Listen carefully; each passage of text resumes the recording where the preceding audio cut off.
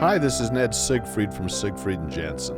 As proud sponsors of BeliefCast, we hope you are inspired by Todd's weekly podcasts, which contain so many courageous stories of recovery and personal growth. Remember, it's not what happened in the past that matters, it's what happens in the future. We invite you all to work hard and be optimistic about your future. Enjoy today's podcast. Welcome back, everybody. This is Todd Sylvester with the Todd Sylvester Inspires BeliefCast. Thank you once again for tuning in. Again, a really special thanks to our sponsors, Siegfried & Jensen, Wasatch Recovery, and Veracity Networks. Thank you so much for believing in me. And I want to thank all the listeners for tuning in week after week. You guys are fantastic. I can't believe where we're at. And it's amazing when you put a little effort and you believe in yourself. It's amazing the things that we can do. We're saving lives. I really do believe that. And I also like to thank our previous guests. I've had some amazing people on who have shared some very powerful stories about their lives. They've been vulnerable, and it's been fantastic. And today's no different. Today we're joined by Drew Manning. Drew, thanks for joining us. Thanks, Todd, for having me. It's a pleasure to be here. Man, I'll tell you, I'm so excited. I feel like I'm sitting across from a celebrity here. A little background on Drew. He's a health and fitness expert. He is a New York Times best-selling author, Fit to Fat to Fit, The Unexpected Lessons from Gaining and Losing 75 Pounds. And I can't wait to get into this story because our listeners are going to be blown away about it. We were just talking about this off the air. And to me, guys, there's so much more we're going to talk about, but I love Drew for this reason, that he wanted to know what it was like to be overweight and what it's like to try to take it off, because he wanted to be able to be authentic to his clients. That hit me probably the hardest out of all you do. Yeah. It's beautiful. You're also the creator of the A&E show Fit to Fat to Fit, and you also host your own podcast called the Fit to Fat to Fit Experience. You have over a million social media followers. You're known for your straightforward and empathetic fitness and health coaching, which we're going to talk about why empathy and why you are so passionate about that. Yeah. And then you've been featured on the Dr. Oz Show, CNN, Good Morning America, The Tonight Show, The View, MSNBC, among many others. And today he's on the BeliefCast with us. And I'm just so grateful for that. I love it. Like I said, I'm excited to be here. Yeah. And I want to mention one other. I didn't mention this. You're on Tom Bilyeu's show, The Impact Theory, which is one of my favorite things to watch. I look up to Tom. He's had the who's who on his show. And for you to even be there says a lot about you. Yeah. And you live an amazing life, and I can't wait for our listeners to hear more about you. So why don't we start, though? Tell us a little bit about where you grew up and a little bit about your family life. Yeah, thanks for letting me talk about that. You know, most people want to jump right into Fit to Fat to Fit. Yeah, so we'll go back before that even started. So I grew up in California, Southern California, San Diego area. Okay. 11 brothers and sisters, 8 boys, 3 girls. Wow. Yeah, my parents, I don't know how they did it. Where did you fall in the pecking order? I was number 7. Yeah, I was number 7 out of all of them, so somewhere in the middle. But yeah, I had a really good childhood, was really good at sports, played football and wrestling from a very young age. Okay. We all played sports, right? So, we're all active and things like that. And for me, I kind of excelled at sports. That was kind of like my thing that I was actually really good at. The discipline part kind of carried over into my personal life, disciplining yourself and pushing yourself harder and having that mental discipline to be able to do hard things kind of came, playing sports like football and wrestling. Well, wrestling, I'll tell you. So I was a basketball player, and when I was in high school, we'd have our basketball practice. We'd work our tails off. Well, we started the same time that the wrestlers did. Same we'd go in, shower, we'd mess around for another hour, come out, and the wrestlers were still practicing. Yeah. I would imagine that was your experience where, wrestling is not an easy sport. It's one of the hardest sports I've ever played. Yeah. And it still is to this day. And even people, in MMA, say the same thing. Wrestling, MMA is just one of those sports where you don't realize how fatigued you can get in like a 2 or 3 minute round. Like the round's like 2 or 3 minutes, right? Man, that's like the most exhausting 2 or 3 minutes of your life, where you don't realize how much energy you put out there to kind of keep someone off of you and trying to get on top of them. Like, so anyways, it's a love-hate relationship. I did it because I was good at it, And also it really broke me in a lot of ways just because of how hard it was. I remember my first day of football practice, I cried because I was late. My coach yelled at me. Oh, and I was really? like, oh man, I wasn't used to that, you Right. know, like Yeah. getting yelled at for being late. And I was just a little kid, you know? Yeah. But, you know, it did make me a better man, a better human, just because I knew that I could do hard things. And I think that's what sports does, is it builds that resilience in young kids. Now, there is a downside to that though. And I'll talk about that, how the downside kind of came later in life. Okay. Because I never felt I was good enough. I felt like even if I won, like if I beat someone in wrestling, okay, no celebrating, no smiling, no happiness, just on to the next one. Or if I won in football, all serious, no joy, Right. you know, in any of it. But you know, I did my job and I kept my emotions inside.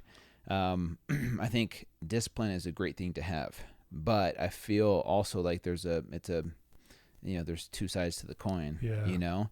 And I think, you know, for me, feeling not good enough and wanting to be perfect, and also the environment I grew up in, my family culture, and then also the religion I grew up in, it was very similar. Like, you know, you have to be good, you have to be perfect. And if you're not, then there's a punishment, right? Yeah. If you mess up, you either get spanked, or you mess up in the church, there's You miss out on the punishment. blessings. Exactly. You don't get those. Yep. Sorry, you don't get those because you're doing this. Yeah. And so I think as a young teenage kid, not having an outlet to be able to talk to someone about that, just because, you know, my parents, you know, they didn't know any better. They didn't know how to talk about emotions. Right. And I didn't know how to bring it up, right? As a boy and growing into a man, you just were taught to suppress. Right. And suppress and never feel those emotions. And so it's not okay to cry. It's not okay to talk about feelings.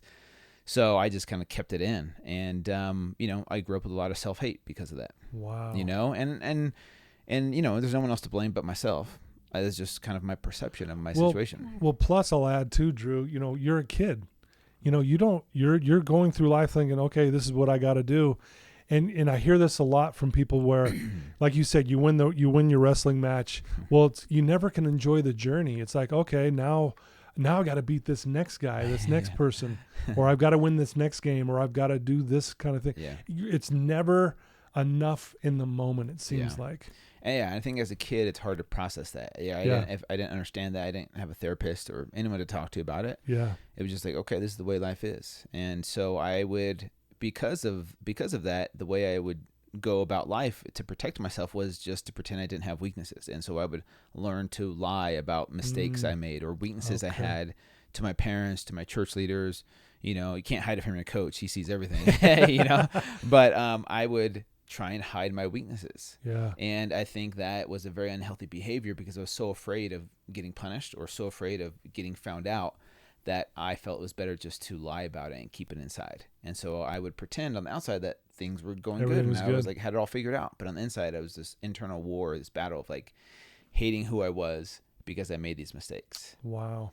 Did you find yourself ever like when you were alone in your room or when no one was around, did you allow yourself to break down then? Like, would you cry behind the scenes, so to speak? It eventually came up, but, you know, I never showed it to anyone. I definitely had moments where I would cry, you know, and I would hate myself for crying. Like, why am I crying, you know? And, you know. So you couldn't even give yourself that little bit of a relief. You'd still judge that. Yeah. Oh, 100%. I hate the fact that I was very emotional. I was very emotional as a kid. Like if I lost the game or lost a match or lost a wrestling match, I would cry. I would definitely cry. And I just wouldn't want to talk to anyone, wouldn't want to be seen by anyone. I would just kind of go into like a dark place and just beat myself up and then, you know, just kind of do the best, you know, after that. But that was kind of like, you know, my environment growing up, at least the way I perceived it. And then high school came around, got better at sports and, you know, was really tough on myself because of that self-hate of like, you're never going to be good enough. You're never going to be perfect. And the way I perceived that was like, okay, I need to discipline myself more. I need to be more strict with myself and hate myself even more to become better. And that was like, you know, the way I looked at sports was, okay, in sports, yes, that's the way you can do it, you know, work harder, you know, go all out and you can achieve great things. And so that's the way I looked at life. Like, okay, if I just beat myself up more and have more discipline and more self-hate, then I'll never make a mistake. I'll never have a weakness. Wow. But being human, that's impossible. It's impossible. Yeah. Yeah, you're kind of setting yourself up for misery, right? Yeah. And I think you touch on a point that most of our listeners will resonate with is we're always trying to be better, which is not a bad thing. Like you said, it's good to improve. It's good to try to be better. But there's that other side. We also got to be able to express our feelings and our emotions. Yeah. Yeah. And I think that's a healthy environment to grow up in, Right. especially for teenagers. They need that. And little kids, because they don't understand, they can't comprehend what they're experiencing. And so to have a healthy outlet like their parents or someone that they could be open and honest and authentic with and vulnerable with and feel safe. Like, hey, you're safe to talk about your emotions here. I never felt safe. And I think a lot of men can relate to that, or women too, can relate to that, where it's not a safe environment to be vulnerable. And so without that permission, you kind of just keep a lot of things inside. Right. And that's where a lot of like self-hate and depression and self-doubt come from, that because you never feel like you can be you. Right. So did this carry over into, like, after you graduated from high school and things like that, into your marriage? Yeah. The marriage that you were in, did it carry over into that too? Did you find yourself trying to, like, I got to be the perfect husband. Yeah. I've got to be the perfect father, all that. Did you find that as well? It did. Yeah. And it wasn't until my early 30s that all this behavior, all this, keeping things inside and not talking about these and suppressing, eventually broke me to where I got a divorce. Yeah. I left my religion. But it needed to happen. Like this, all of these bad things like divorce and failure and at least looking at it that way, all those things need to happen for me to hit rock bottom. Yeah. And in that rock bottom moment, I got to make a decision of, do I want to stay stuck here? Do I want to stay stuck here and blame my parents, blame God, blame the world for being where I am at? Right. Or do I want to become this better version of myself so that I can be authentic and I can be fulfilled in this life? And the thing that brought me out of that was being a dad. So being a father was that motivating factor to say, okay, I'm here at rock bottom.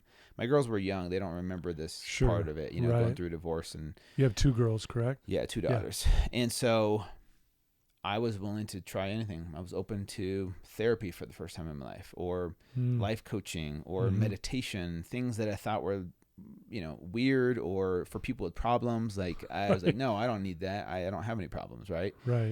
And just admitting to myself that I needed help and being open to things outside of my bubble of tools that were given to me. Right. So like in the environment I grew up in, with the religion I grew up in, it was like, hey, here's all the tools you need. You don't need anything else besides this. Right. So for me, like meditation, therapy weren't in that bubble.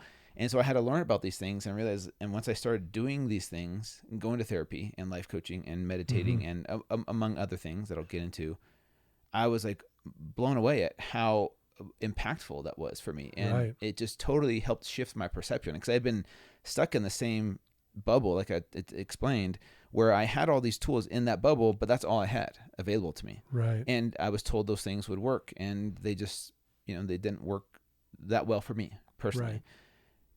Trying these other things outside of that, I was like, it was blown away. My first life coaching session was 3 hours with this lady from Salt Lake City. Her name's Catherine Dixon. She uses this work called by Byron Katie. The work. Yeah. Super powerful for me. Very powerful. Yeah, open up my eyes to a new perception of myself, where I was like, for the first time, I learned how to love myself truly from this woman and the techniques she used. And that was the first flicker of hope or light for me at the end of the tunnel, where I was like, okay, I can feel hope now. I can feel like there's hope at the end of this tunnel for me. Right. So, and I think correct me if I'm wrong, you've done almost 300 podcasts yourself with your own podcast. Yeah. Was it, I think it was episode 100. Yes. Is when you came out and, again, being very vulnerable, shared to the world basically what you're just sharing there with the divorce, things that you've gone through in your life, and you got really vulnerable. Why did you feel like that was important to talk about it? Yeah, because for me, when I shared my episode 100, which is by far my most downloaded podcast, out of all the podcasts I've done, people want that raw, real, human nature story. And I was able to finally talk about, my failures and open up and talk about those feelings that I've been suppressing my whole life. Why did I share it? Because I was coming from a place of healing finally. And it was a way for me to pay it forward.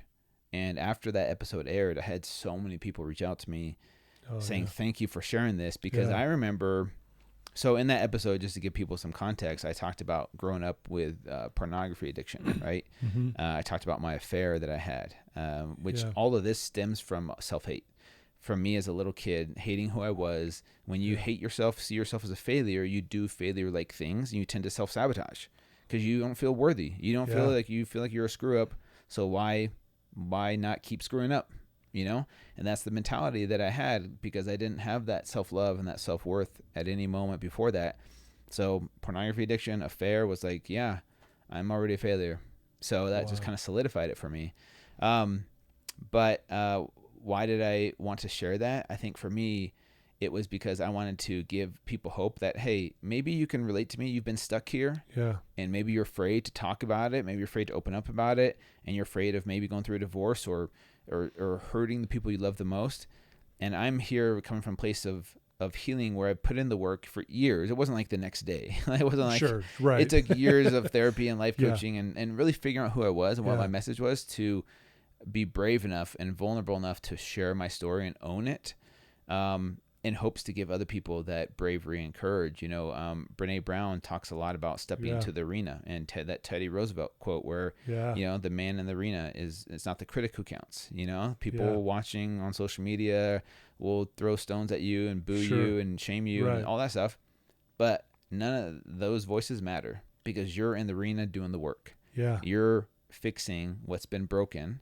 Yep. It could be generations of brokenness. It could be, you know, a generational thing where finally you are the one who's breaking the cycle of past generations being too afraid to be vulnerable or authentic or open up. And there's a quote that sticks with me all the time. It says, if you don't heal what hurt you or cut you, you're going to bleed on those who didn't hurt you. Does that make sense? If you don't heal yourself, you're going to bleed on those who didn't hurt you. And that's so true, because this is how hate, racism, abuse gets passed on from generation to generation. Just keeps spilling over, because that's the way they were treated. That's the way their parents were treated, their grandparents. And unless someone in that line breaks the cycle, your kids, whether you like it or not, you think you can hide it from them, it's going to manifest itself in one form or another. It's going to get passed on to the next generation, unless someone decides to break that cycle and step into the arena and learn how to heal yourself. Wow, beautifully said. I love that. You know, you even have it tattooed on your arm about vulnerability. What does it say? Vulnerability is strength. Yes. I think it was probably Brene Brown that said that the amount of vulnerability we're willing to express will be equal to the amount of happiness we'll experience in life. So vulnerability up, happiness up. Vulnerability down, happiness down, right? I agree with that. And I love that you got to that point where you just got real and raw on that episode and you shared everything. Yeah. And I think and it doesn't surprise me it's your most downloaded one, because again, I think people are starving for that, because everyone's struggling with something. And then they see this guy who's successful. You know, if I didn't know your story and I just saw you online, I'm like, man, this guy's got it all. He's perfect. He's good, right? You would think that. But man, when they hear your backstory and they go, and that's why I'm so glad you're on my show today, because I want people to know the backstory, and you are speaking the language of everyone who's listening to this right now, because vulnerability is the key. And I think you talk about how it eliminates shame. Talk a little bit about that. Yeah. You know, Brene Brown talks about that too, where shame, the less you talk about it, the more power shame has over you. The more you talk about those things that bring you shame, the less power it has. And that was really scary, because to talk about my weaknesses, my failures, super scary for someone that wears this mask of perfection their whole life. And, you know, people think they're this nice, good boy, and they you know, they got their life figured out. Yeah. And to show that your real face without the mask on is really, really scary for a lot of people. And I get that. And so for me, when I first talked about it, I remember opening up to my brother, my oldest brother, the first time. And I was shaking, crying. I could barely get out a few words, because it was so hard for me in that moment, you know? And luckily my brother was very, very good. He was very just there to listen, didn't talk a whole lot, you know, just sat there and was patient with me, because I was like, I need I need to tell someone. Yeah. And so it was him, and it was like 100 pounds was like lifted off my chest. Wow. It's crazy. Yeah. And then from there, opened up to my parents. And each time it just got easier and easier and easier. And I remember hearing about that quote where she talks about, shame has less power the more you talk about it. Yeah. Not really understanding it until I went through that and experienced it. I'm like, man, that's so powerful. And if everyone could experience that has this shame and guilt, if everyone could experience that, they would be open to telling someone right away. If you know what that feeling is like, to get it out there finally. And people go their whole lives with carrying that burden. And that's a big burden to carry. Right. For 60, 70, 80, 90 years of your life. Wow. Wearing a mask, Yeah. So for me, I knew I owed it to my daughters Yeah. so for them to have this best version of myself.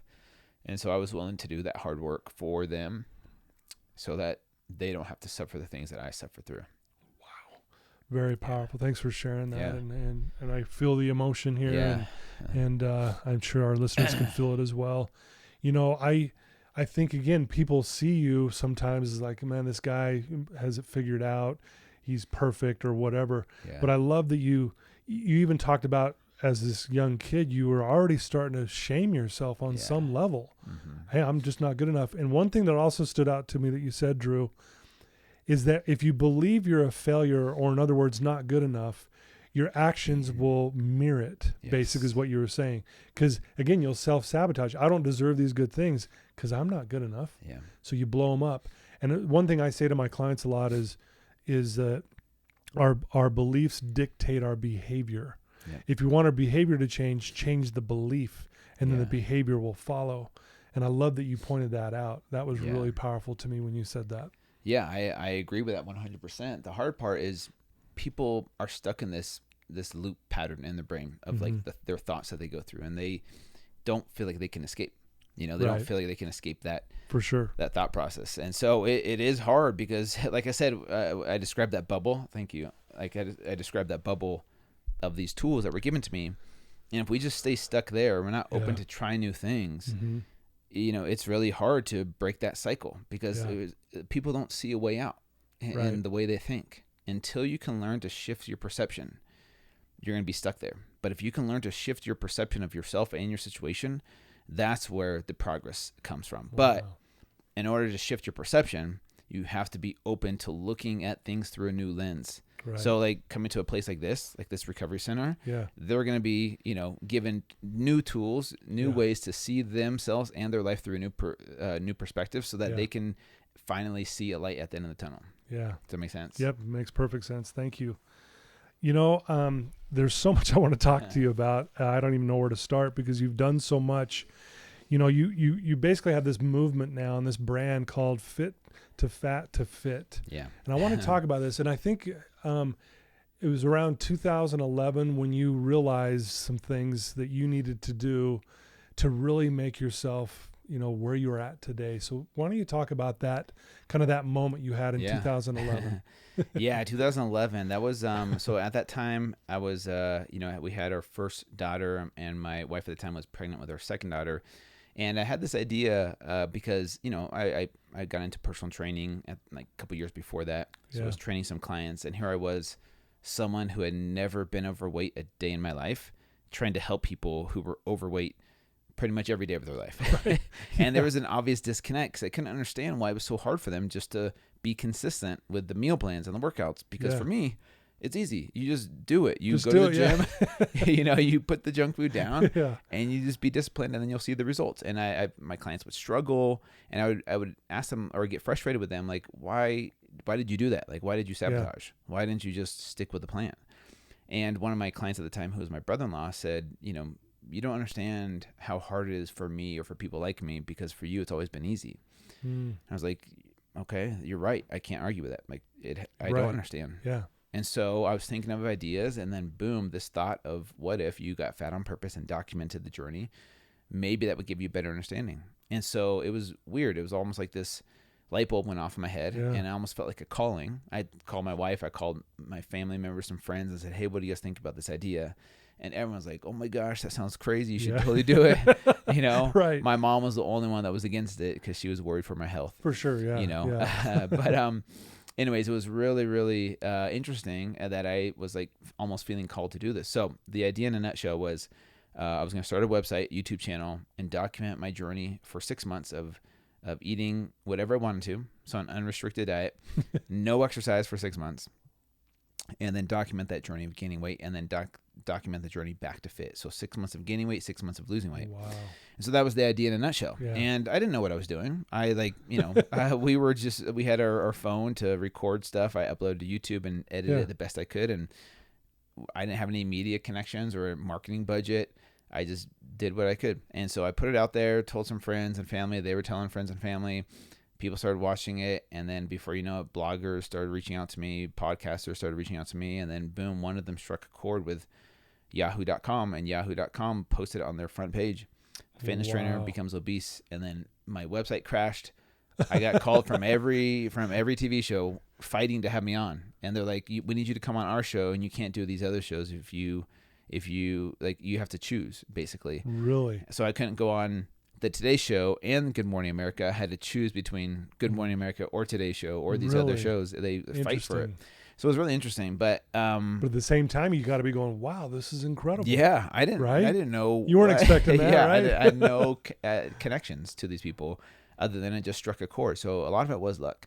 But I think the interesting thing that people saw in that first experiment back in 2011 was they saw me be humbled. They saw me become humbled through this experiment where I was like cocky, like, oh, it's not going to be that hard. I'll just gain some weight, then lose it. Right. They saw how humbling it was for me. And I think that's where people felt like they could relate to me and they felt like they could trust me more. And there was this relatability factor that was there where instead of just your typical Jillian Michaels tough love type of trainer with 6-pack abs their whole life, now people saw me struggle gaining 75 pounds in 6 months.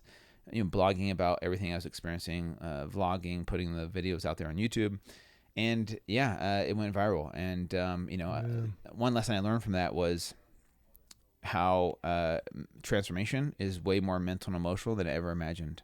I was looking at transformation as physical. Here's your calories in, calories out. Here's your workouts. Here's your supplements. You do this physical stuff, your physical body will change. Right. And I was completely wrong.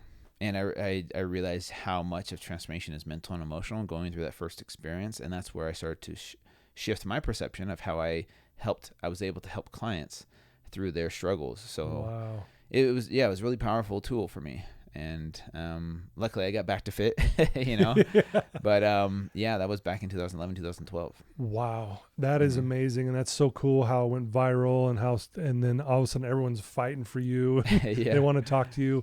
Again, that's why I feel so blessed that you're here. This means a lot to me, Drew. I hope you know that. It really, truly does. And not just because of that. It's more because of the way, again, what really struck a chord with me is how you just wanted to be authentic. Mm-hmm. That is so rare, I think, because you easily could have just like, look at me, you can be just like me. Because by the way, if you haven't seen Drew, he's shredded. He looks amazing.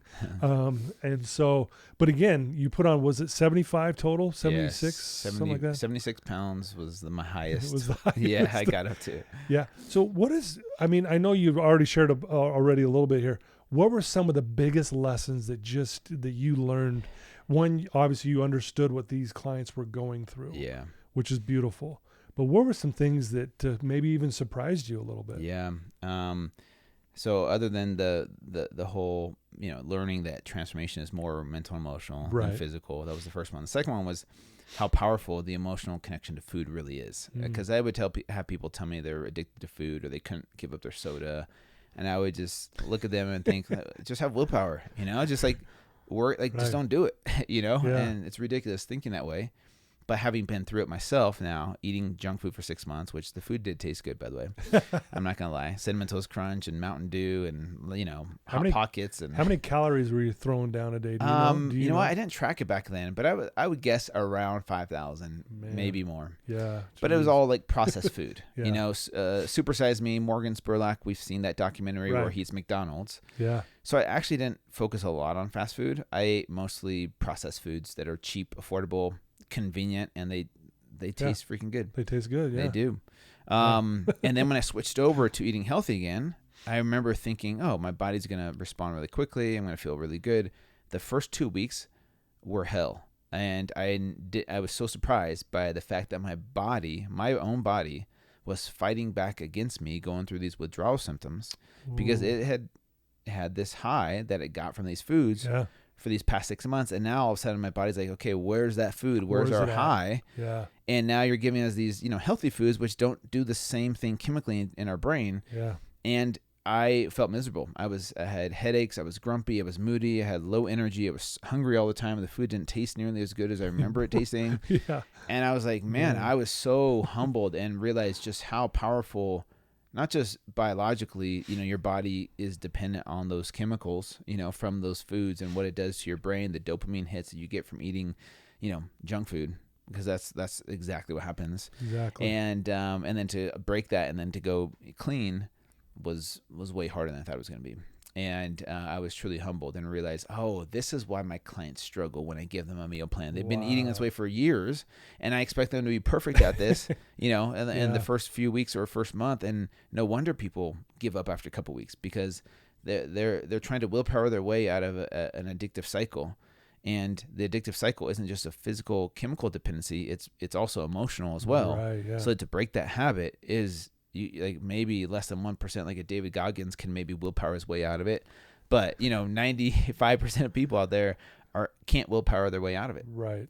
And same thing with drug addiction, For sure. It's a lot more powerful than people think. And I know people that have never been an addict would like to say, hey, just stop doing drugs and then your problems will go away. Right. And they just don't understand how it works. And they don't understand that vicious cycle and how powerful that vicious cycle is.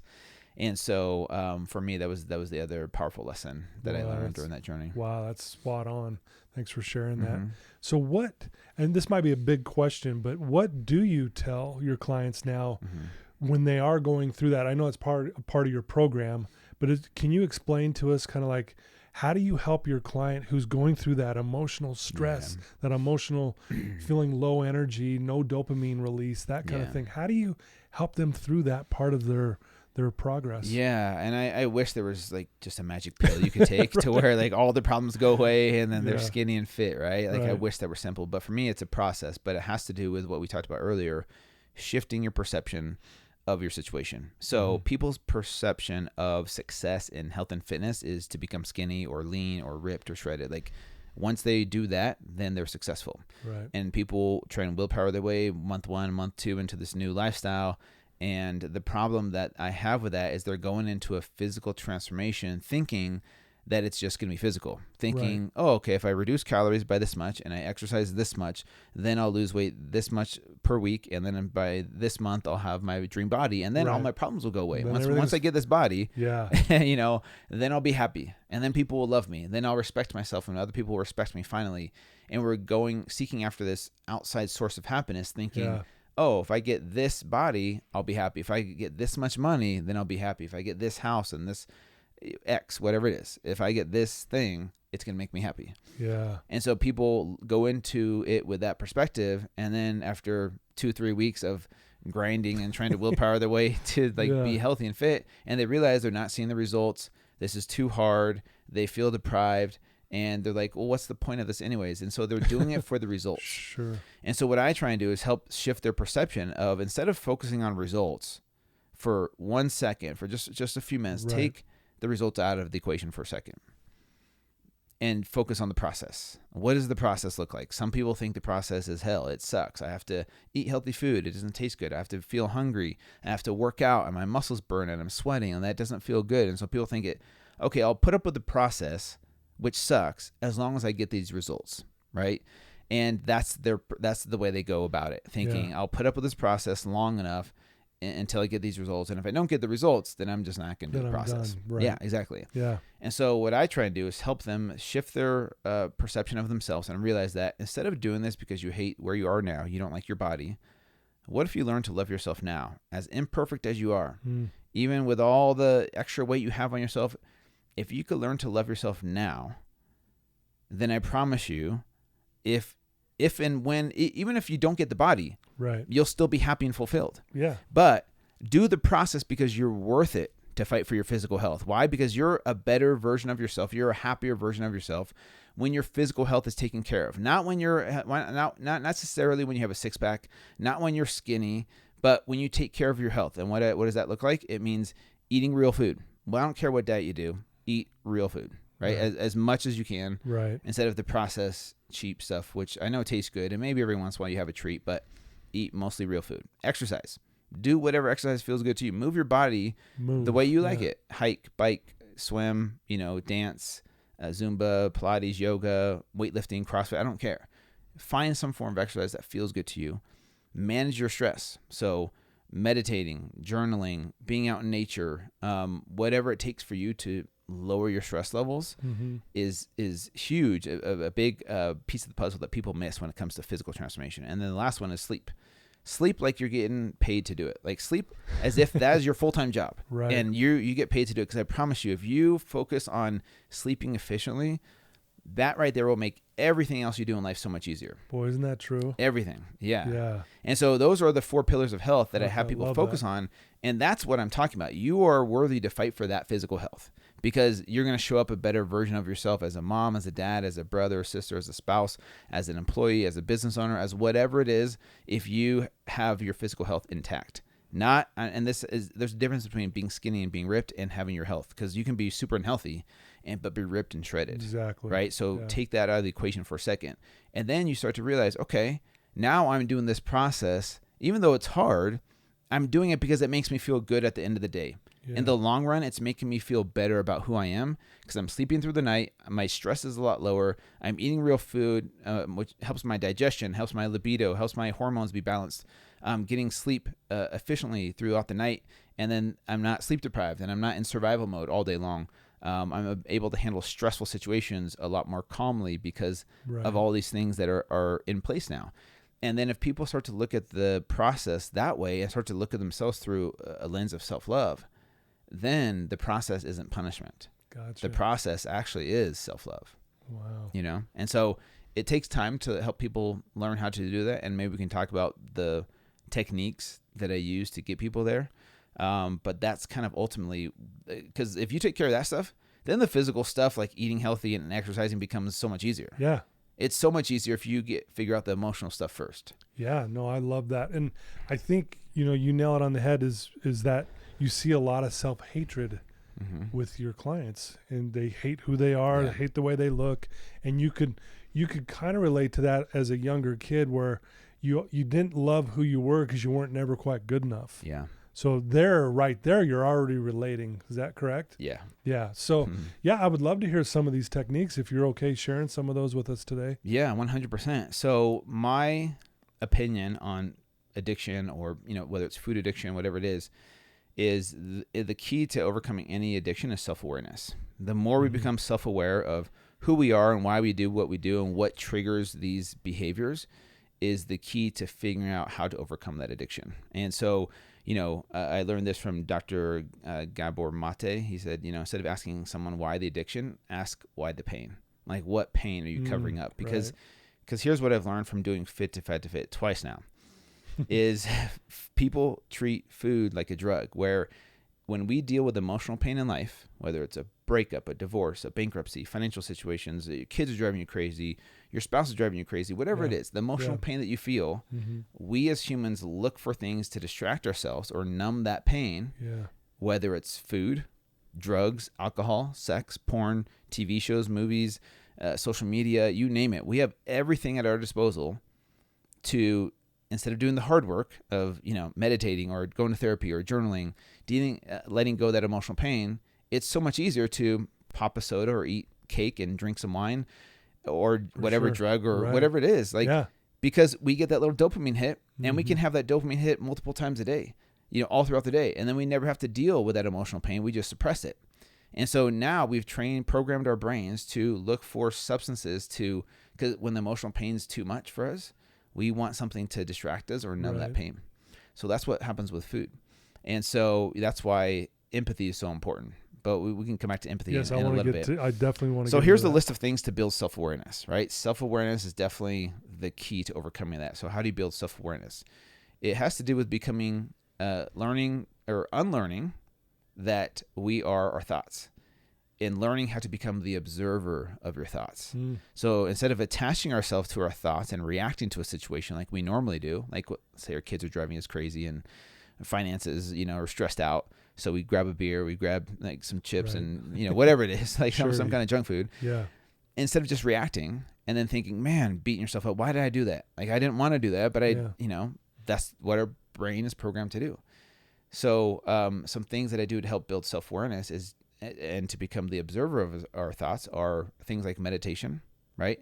Meditating is helping you to be present in the moment. And what you do is during meditation thoughts are going to come and go. Like, people think meditation is sitting there in silence and trying not to think. Good luck with that. Like, that's impossible. But what happens is you detach yourself from your thoughts and you see those thoughts come and go like clouds in the sky. Yeah. And instead of reacting to them, like, oh, this thought, oh, I got to do this, or this thought, oh yeah, I hate that person, or this thought, oh, I hate myself. You're not attaching yourself. You're learning to just observe. Just watch them. Just observe. Love it. And then from there, that can transfer over into other areas of our life where maybe we're in traffic and we have road rage coming up, and we stop and we breathe and we say, okay, what's happening right now? This trigger is happening. I'm triggered because these people are driving me crazy because they're driving slow or whatever it is. And now my emotions of anger and rage are coming out. Now, in that moment, you can thoughtfully respond instead of being reactive.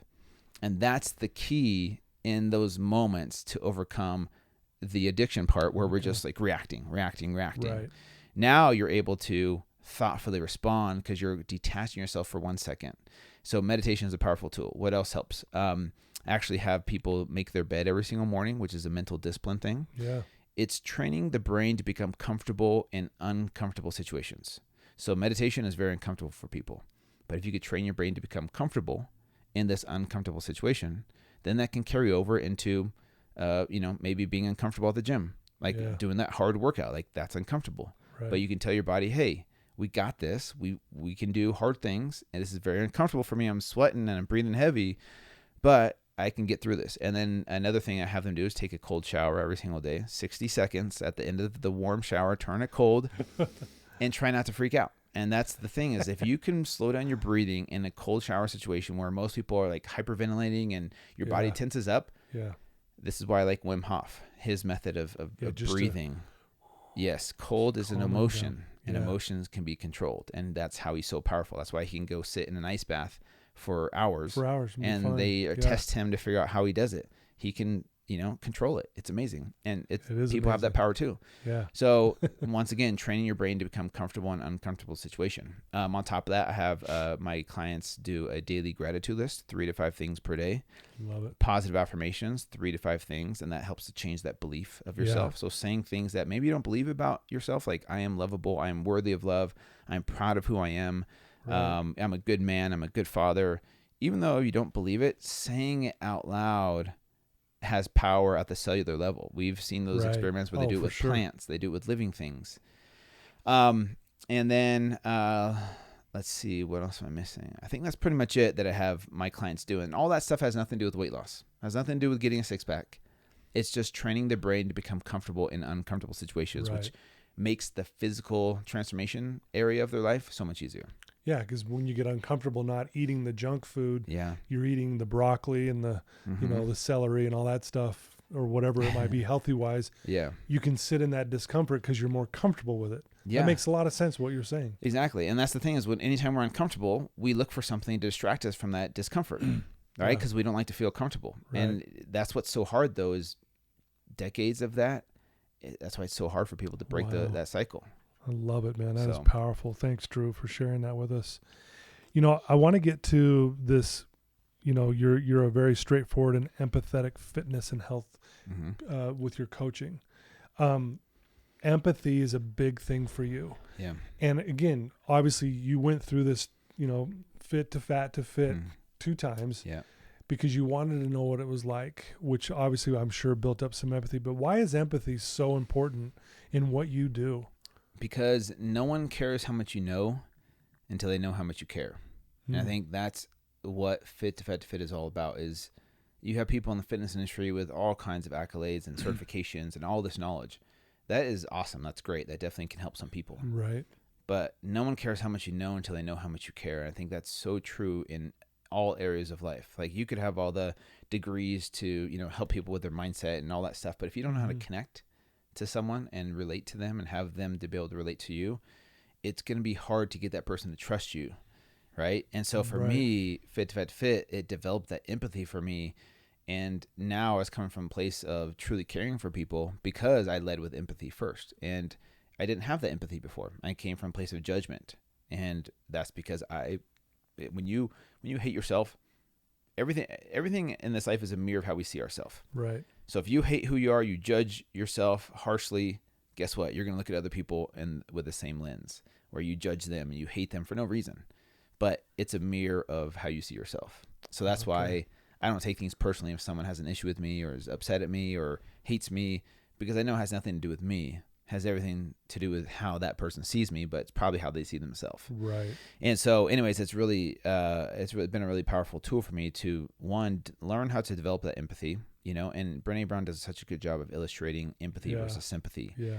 Totally different, right? Yeah. Empathy versus sure. sympathy, totally different. And when you can learn to listen to understand someone instead of listen to respond or listen to correct or listen to judge or listen to critique, that's the problem with society today is we, on social media especially, you see people listen, but they're reacting in their head, they're responding in their head, they're commenting, you know, all these things, these critiques, these judgments, instead of truly listening to understand someone. Like, where are you coming from? Why are you the way you are? And I want to get to know you. And she says it's really hard to hate someone up close. And that's why it's so powerful to get in front of someone, really learn what their struggles are and learn why they struggle with that. And then you can better understand how to help them if you listen to understand, which is what empathy is, in my opinion. Wow. Can you imagine if they did that in politics? Yeah.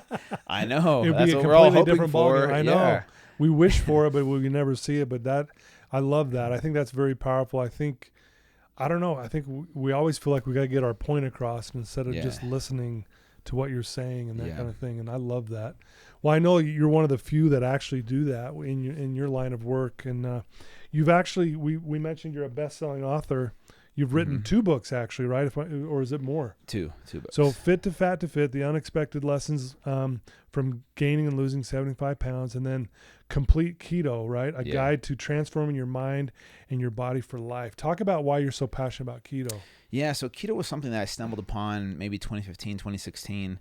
And, you know, for me, first and foremost, let me just say this, like, there's no one diet that's best for humans. Like, there's no one size fits all.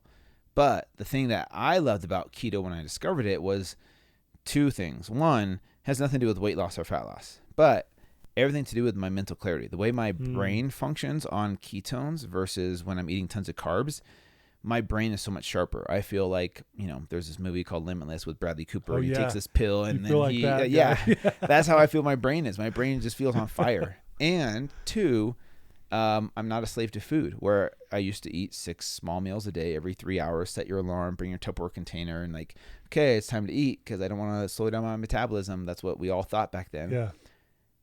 Going from that 6-7 meals a day to once or twice a day, my digestion's better because I'm not eating all day long. Right. Okay. Mm-hmm. And you know, I don't have these hanger, episodes where you're hungry and angry, because when you're running off ketones, you don't feel as hungry as often. You can go long hours in between meals and be totally fine because you're using a different fuel source for your body. Gotcha. Your brain, muscles, organs are using a completely different fuel source called ketones versus glucose, which is what, you know, carbohydrates get turned into in the body. It gets turned into glucose, which is a very good fuel. Like, I'm not saying it's bad. Sure, right. For me personally, I like being able to eat once or twice a day, you know, not having to meal prep all day long. And like I said, better digestion, better mental clarity. That's what I love about it, because for me, it definitely works for me in that way. And as far as like weight loss and body composition, any diet will work. But the best diet is the one that you can sustain, the one that feels best for you. Okay. I don't do keto 100% of the time, but I do keto probably 80 to 90% of the time because I just feel good, low inflammation, and the mental clarity is what I love. And not you got me on you hit me with the mental clarity. Yeah. Like I've noticed that because you ask my whole family, my friends, I love hamburgers and fries. That is like if there's a weakness, that's it, man. I could eat those all day long. But I do notice when I eat a heavy carb meal that I am definitely not as sharp. Yeah. I'm lethargic. My energy's low. But again, I don't think as clear. Yeah. So you hit me really when you said that. Yeah, it's worth a try. If you look at it from an evolutionary perspective, it's how our species evolved. If we didn't have ketosis as this backup system, because what happens is when we run out of food, your body doesn't die the next day or 2 days later. You can live a long period of time without food. Right. Your body uses the stored body fat. We all have stored body fat, and your body can turn that into fuel. So you can go weeks, months. The Guinness Book of World Record is 382 days. Is it really? By a 460-pound man. So he had a lot of like fat stores. Right.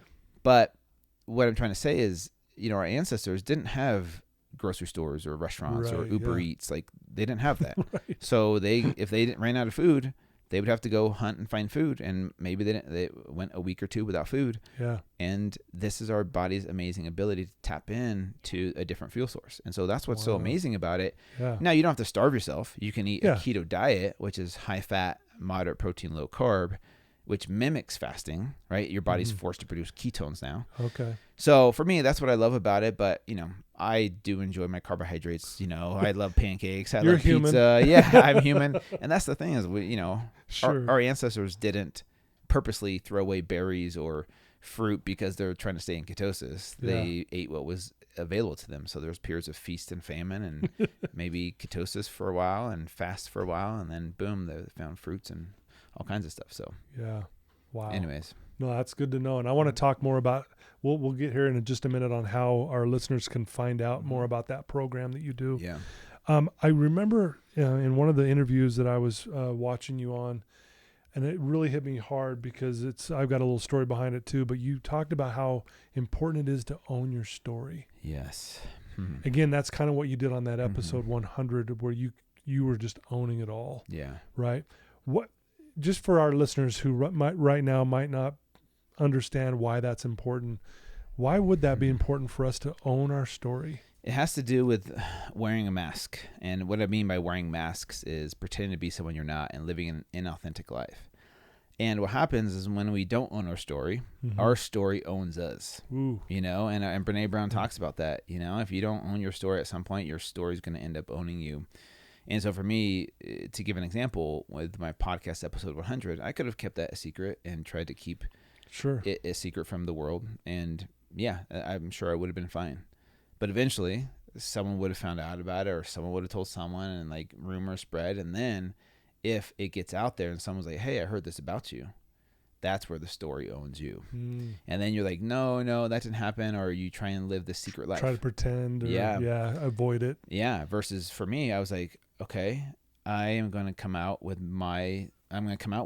exactly what happened. All the details. I'm going to lay it out there. It's like standing in front of an audience being naked.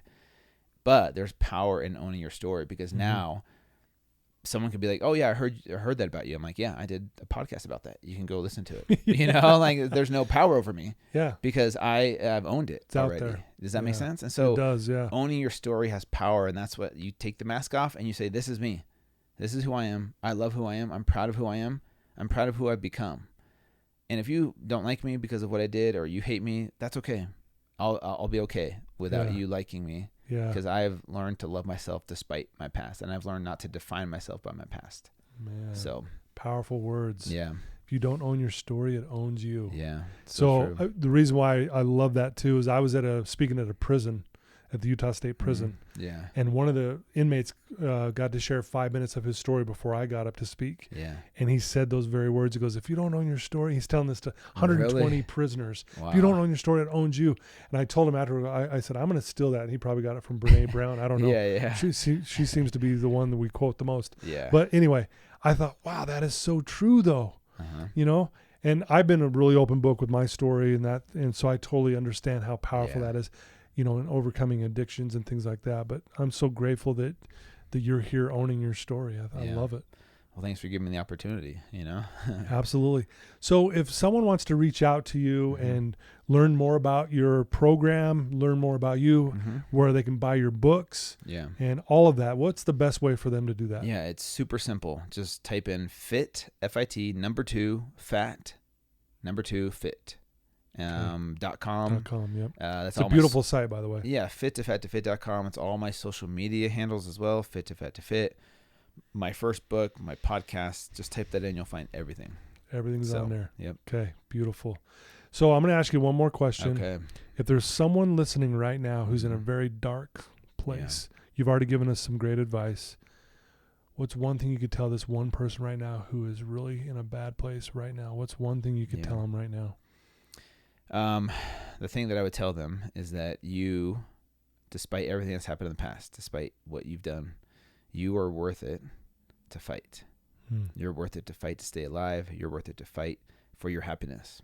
Everyone in this life, I don't care what you've done, deserves to be happy at some point. Yeah. And I just want that person to know that they're worth it, that they're worthy of that. And maybe no one's ever told them that before. Maybe their parents didn't say that to them, or they never heard that. I know that's like never to hear that you're worthy, that you're lovable, but you are. And beautiful. It's up to you, though, to believe that. I could tell you, you could tell them all day long. You got to discover that for yourself. And once you believe that, that's where everything changes. Yeah, I love it.